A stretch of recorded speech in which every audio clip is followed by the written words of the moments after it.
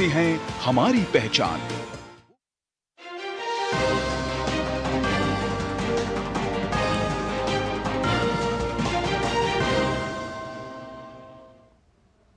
अभिवादये, अहमस्मि नीतीश भारद्वाजः। अत्र भवतां स्वागतम् एतस्मिन् डीडी न्यूज़ वार्ताप्रसारणे। सर्वादौ प्रमुखाः वार्ताः। राष्ट्रपति पदासीना द्रौपदी मुर्मु अद्य जनपद न्यायपालिकायाः राष्ट्रीय सम्मेलनस्य समापनसत्रं सम्बोधयेत्। उच्चतमन्यायालयस्य नूतनपताकां विशिष्टचिह्नं च उद्घाटयेत्। प्रधानमंत्री नरेंद्र मोदी उक्तवान् यत् गत 10 वर्षेषु वैश्विकार्थव्यवस्था 30% वर्धिता। तत्रैव भारतीयार्थव्यवस्था प्रायः 90% वर्धिता। सततविकासः अग्रेपि अनुवर्तिष्यते इति विश्वासं च प्रकटितवान्।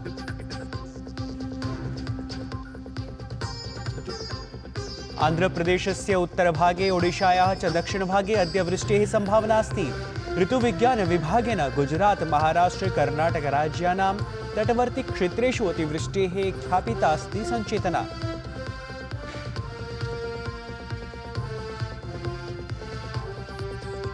इस्राएल हमासयोः मध्ये त्रिदिवसीयः मानवीय संघर्षविरामः अद्यारभते। गाजा क्षेत्रे पोलियो सूच्यौषधीकरणात् पूर्वम् इस्राएल पक्षतः विस्फोटाक्रमणम्।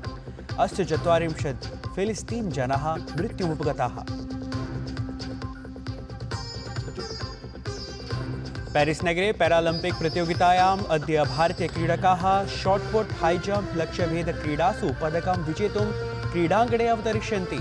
तत्रैव बैडमिंटन, शूटिंग, रोइंग क्रीडासु अपि स्पर्धाः अद्य भविष्यन्ति।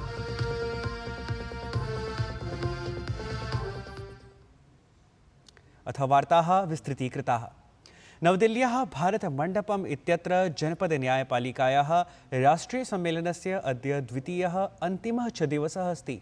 राष्ट्रपति पदासीना द्रौपदी मुर्मुः अद्य जनपद न्यायपालिकायाः राष्ट्रीय सम्मेलनस्य समापनसत्रं सम्बोधयेत्।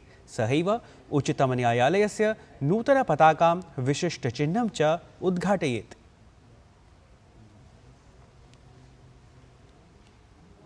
प्रधानमंत्री नरेंद्र मोदी दिल्ल्याः भारतमण्डपम् इत्यत्र जनपद न्यायपालिकायाः राष्ट्रीय सम्मेलनम् उद्घाटितवान्।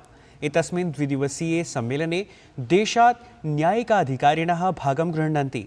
भारतस्य उच्चतमन्यायालयेन आयोजितेस्मिन् द्विदिवसीय सम्मेलने 5 कार्यसत्राणाम् आयोजनं भविष्यति, यत्र जनपद न्यायपालिकया सम्बद्धेषु विषयेषु यथा मानवसंसाधने सर्वेभ्योऽपि समावेशी न्यायालये, न्यायिकसुरक्षायां, न्यायिककल्याणे, प्रकरणप्रबन्धने, न्यायिकप्रशिक्षणे च विचारविमर्शः चर्चा च क्रियते। एतेषु विषयेषु विचारविमर्शार्थं सम्मेलने 5 सत्राणि आयोजितानि।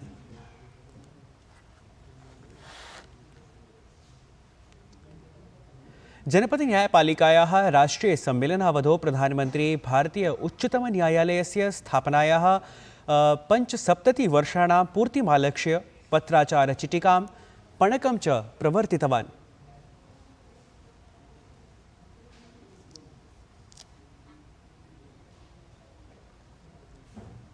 प्रधानमंत्री नरेंद्र मोदी स्वीये संबोधने जनपद न्यायपालिका न्यायस्य प्रथमं सोपानम् इति वर्णितवान्।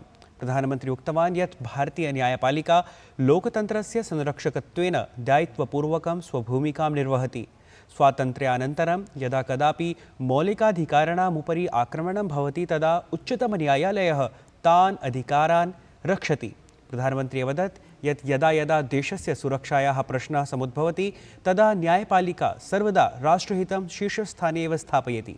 प्रधानमन्त्रिणा स्वीये सम्बोधने महिलानां विरुद्धम् अत्याचारप्रकरणेषु शीघ्रन्यायस्य आवश्यकतायाः विषये सबलमुक्तवान्। आज महिलाओं के खिलाफ अत्याचार, बच्चों की सुरक्षा समाज की एक गंभीर चिंता है। देश में महिलाओं की सुरक्षा के लिए कई कठोर कानून बने हैं। 2019 में सरकार ने फास्ट ट्रैक स्पेशल कोर्ट की स्थापना की योजना बनाई थी। इसके तहत अहम गवाहों के लिए डिपोजिशन सेंटर्स का प्रावधान है। इसमें भी डिस्ट्रिक्ट मॉनिटरिंग कमिटीज की भूमिका महत्वपूर्ण हो सकती है। इस कमेटी में डिस्ट्रिक्ट जज, डीएम और एसपी भी शामिल होते हैं। क्रिमिनल जस्टिस सिस्टम के विभिन्न पहलुओं के बीच समन्वय बनाने में उनकी भूमिका अहम होती है। हमें इन कमेटियों को और अधिक सक्रिय करने की जरूरत है। महिला अत्याचार से जुड़े मामलों में जितनी तेजी से फैसले आएंगे, आधी आबादी को सुरक्षा का उतना ही बड़ा भरोसा मिलेगा। प्रधानमंत्री मोदी उक्तवान् यत् भारतम् अवसराणां देशः अस्ति। दिल्ल्याम् ईटी वर्ल्ड लीडर्स फोरम इत्यत्र स्वीये सम्बोधने उक्तं यत् गत 10 वर्षेषु वैश्विकार्थव्यवस्था 30% वर्धिता। तत्रैव भारतीय अर्थव्यवस्था प्रायः 90% वर्धिता अस्ति। सतत विकासः अग्रेपि अनुवर्तिष्यते इति असौ अत्रत्ये सम्बोधने विश्वासं प्रकटितवान्। प्रधानमंत्री नरेंद्र मोदी दृश्य श्रव्य तंत्र माध्यमेन त्रिभ्यः वंदे भारत इत्याख्य रेलयानेभ्यः हरित पताकां प्रदर्शितवान्। एतानि रेलयानानि उत्तरप्रदेश, तमिलनाडु, कर्णाटक राज्येषु सम्पर्कसुविधाः वर्धयिष्यन्ति। प्रधानमंत्री मेरठ, लखनऊ, मदुरै, बेंगलुरु, चेन्नई, नागरकोइल मार्गेषु एतासां सेवानां शुभारम्भं कृतवान्। एतेषाम् आरम्भेन यात्राकालेऽपि क्षयः भविष्यति। एतानि नवीनानि वंदे भारत रेलयानानि जनेभ्यः विश्वस्तरीय सेवाः प्रदास्यन्ति। प्रधानमंत्री नरेंद्र मोदी स्वीये सम्बोधने रेलमार्गस्य विस्तारस्य विकासस्य च उल्लेखं कृतवान्। प्रधानमन्त्रिणा उक्तं यत् एताभ्यः नूतनसेवाभ्यः पश्चिमोत्तरप्रदेशस्य जनाः लाभं प्राप्नुयुः। प्रधानमंत्री तमिलनाडु, कर्णाटक राज्ययोः नूतनाः वंदे भारत सेवाः महत्वपूर्णाः सन्ति इति वर्णितवान्। तेन उक्तं यत् दक्षिणभारतस्य विकासः तदीय प्रशासनस्य प्राथमिकता अस्ति। प्रधानमंत्री सविशेषम् उक्तवान् यत् वंदे भारत रेलयानानि सफलतायाः नूतनां कथां लिखन्ति। प्रधानमंत्री एतदपि उक्तवान् यत् यत्र यत्र वंदे भारत रेलयानानि प्राप्नुवन्ति तत्र तत्र विकासः, पर्यटनं च वर्धितः। प्रधानमन्त्रिणा उक्तं यत् अनेन वृत्त्यवसराः अपि उद्भूताः। केंद्रीय मंत्री डॉक्टर जितेंद्र सिंहः बायो E3 अर्थात् अर्थव्यवस्था, पर्यावरण, वृत्तिश्च इत्यस्य नीतिपत्रं ख्यापितवान्।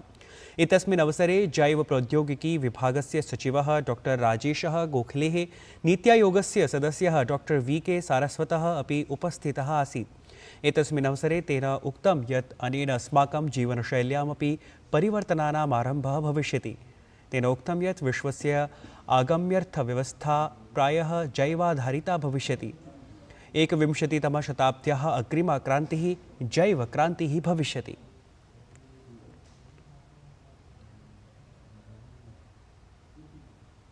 दिल्ल्याम् आयोजिते ईटी वर्ल्ड लीडर्स फोरम इत्याख्ये सम्मेलने विदेशमन्त्री डॉक्टर एस जयशंकरः उक्तवान् यत् चीनदेशस्य समस्या जगति सामान्यसमस्या जाता अस्ति। जगति अस्माकमेव देशः नास्ति यः चीनदेशेन विहिते विवादविषये वदति, अपितु अद्यत्वे चीनदेशः यूरोप् महाद्वीपे अपि विमर्शस्य विषयः जातः अस्ति। एतस्मिन् अवसरे विदेशमन्त्री अवदत् यत् प्रतिवेशिभिः सह सम्बन्धाः अतीव जटिलाः भवन्ति एव, परं तदनुसारं योजनादिभिः अग्रे सरणीयं भवति इति। प्रथमस्य द्विदिवसीयस्य JCC इत्याख्यस्य संयुक्तसैन्याधिपति सम्मेलनस्य समायोजनं सेप्टेम्बर् मासस्य 4-5 दिनाङ्कयोः मध्यवर्तिनि मुख्यालये लखनऊ नगरे भवेत्।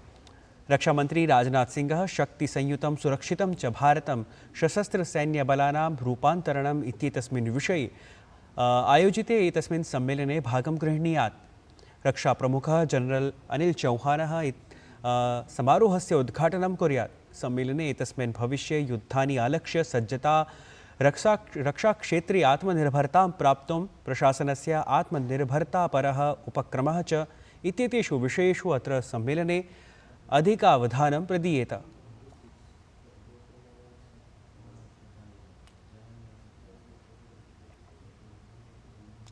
झारखण्डस्य पूर्वमुख्यमन्त्री मधु कोड़ा इत्यसौ भाजपा इत्यस्मिन् दले सम्मिलितः जातः।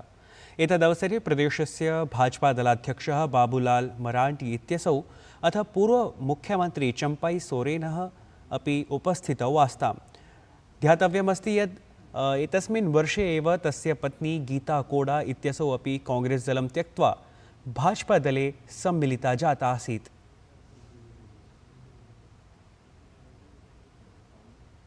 राष्ट्रीय जनता दलस्य नेता तेजस्वी यादवः असम विधानसभायां शुक्रवासरे नमाज इत्येतदर्थं दीयमानः लघुविरामः समाप्यते इत्येतस्य निर्णयस्य विषये असमस्य मुख्यमन्त्रिणमाधृत्य विवादास्पदं वचनं प्रयुक्तवान्।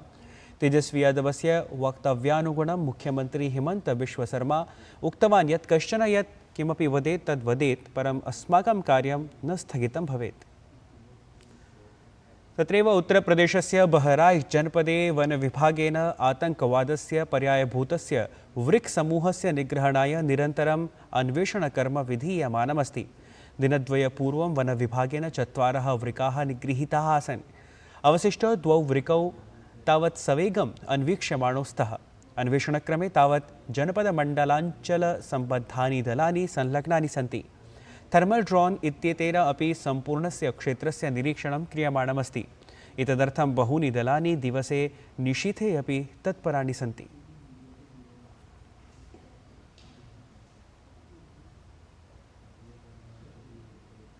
प्रियवीक्षकाः, वार्तावल्याः च समीक्षकाः, वयं सूचयामः यत् वार्तावल्याः पुनः प्रसारणं प्रातः अर्थात् रविवासरे प्रातः 7:30 भविष्यति।